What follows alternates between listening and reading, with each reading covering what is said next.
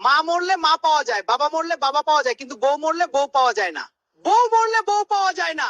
এ কথা কেন বললাম শোনেন। 1 বছর আগে আমার বাবা মারা গিয়েছিল। তখন এক চাচা এসে বলল, মন খারাপ করো না, আমি তোমার বাবার মতো।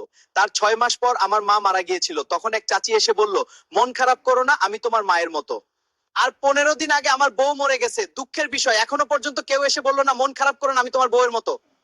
একজন পুরুষ একটা দেশ চালাতে পারে, 10 জনের সংসার একাই চালাতে পারে, কিন্তু নারী ছাড়া সংসার করতে পারে না।